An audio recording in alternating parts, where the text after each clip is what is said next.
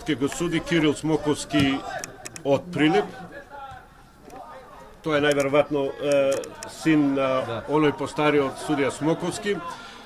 Петар Степановски од Битола како помошник, Николовски Николче од Ресен. Четврти судија Лековски Дени од Битола, а делегат на надпреворот е Никола Џорлев од Струмица.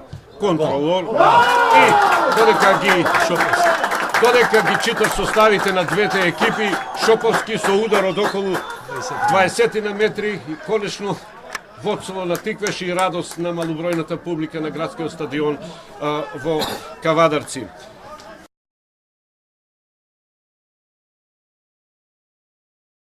Во Македонија Вардар, во Црна Гора. Прекрасен гол.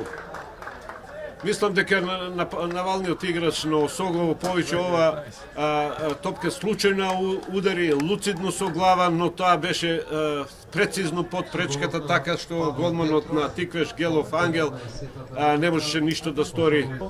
Исто така таму настапуваа многу екипи од Македонија, Силекс, Тетекс, Балкан. Ова беше прекрасен удар Бакрачевски. на Бакрачевски, но топката помина над пречката. Беше можно со ова Тиквеш повторно да дојде во водство. Значи, ја бележиме минутата, 25-та минута.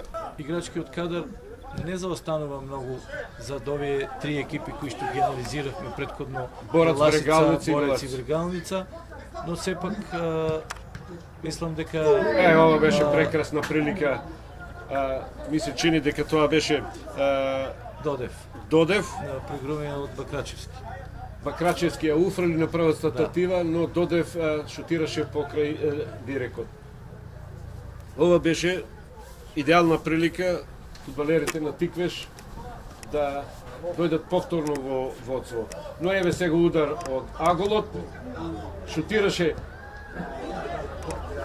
Лазаров Игор Лазаров, но не одлично прецизно. интервенираше, но сепак одбранбениот играч беше на Да, место. ја спаси мрежата на гостинската екипа. Кој што се отстрана и тогаш се прави јазнот кога домашните играчи не им се дава соодветна шанса и тие одат во клубови кои што се од поднизок ранг.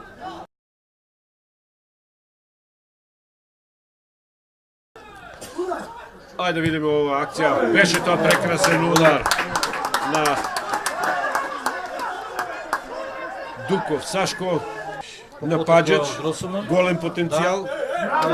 Беше во еден период и во Пелистер и во напредок кичува еве шанса на Дуков. Повторно Дуков во 16-тникот. Дали има некој слободен да ја уфрли, тоа нема. Пропадна и оваа прилика. Ево во овие неколку минути имаме иницијатива на фудбалерите на Тиквеш на два пати преку Дуков.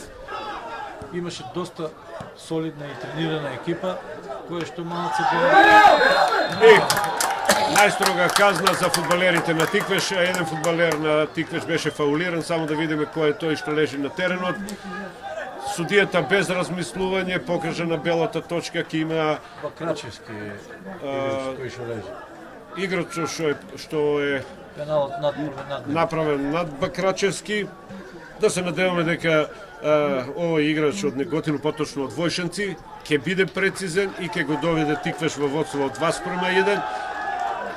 На спротивната страна го има искусниот Игевски Александар, голманот на Осогов, кој ќе биде поуспешен. Додевски и Игевски успеа жива да ја фане оваа топка. Реков дека е искусен, добар голман. Еве и оваа прилика во 61-2 минута фудбалерите на Тиквеш не ја искористија во следното коло. Клучен надпревар ќе биде Беласица Брегалница. Повторно шутирање на Дуков во добра реакција на голманот и на гостинската одбрана. Значи При овој резултат Гостивар останува на втората позиција со 51 бод. Македонија и конечно Тиквеш преку Митев. одлична акција по десната страна, одличен центар шут. Значи 75-та минута Митев 2:1, она што не успеавме да го постигнеме со удар од белата точка. Центар шут беше тоа идеален во 16-тникот на Осогово. Митев со глава и Гелев Ангел ја прифати оваа топка и судијата Смоковски означи крај на надпреварот, победа на Тиквеш од 2:1, втора, трета минута некаде Шоповски 1:1.